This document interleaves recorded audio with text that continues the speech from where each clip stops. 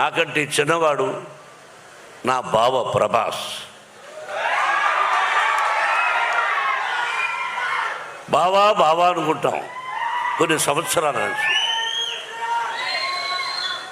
విష్ణు అన్నాడు,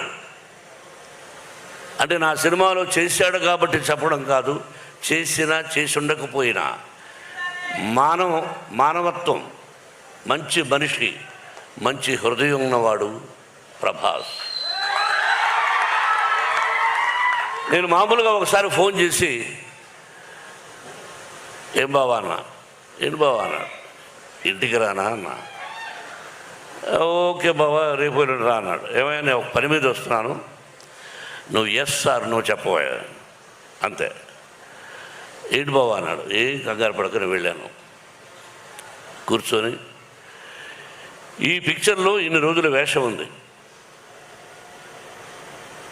నువ్వు చేయవలసిన అవసరం లేదు. You are the top hero in India, one of the top hero in India, not only India, the world wide. అటువంటి గొప్పవాడు.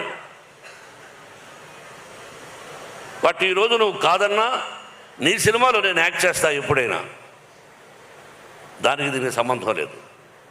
ఇన్ని రోజులు ఎస్ఆర్ నో అన్నా.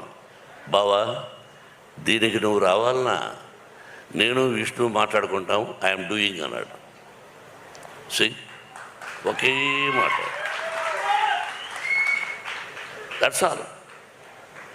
ఒకరోజు అలా వచ్చాడు, చేశాడు. ఇంతకంటే ఎక్కువ ప్రభాస్ గురించి చెప్పకూడదు.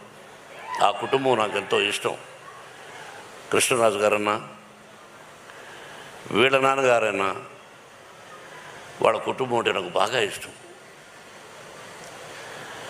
కాబట్టి ప్రభాస్ 100 సంవత్సరాలు ఆ షిరిడీ సాయినాథుని ఆశీస్సులతో, పరమేశ్వరుడి ఆశీస్సులతో క్షేమంగా ఉండాలని కోరుకుంటున్నాను. ఇక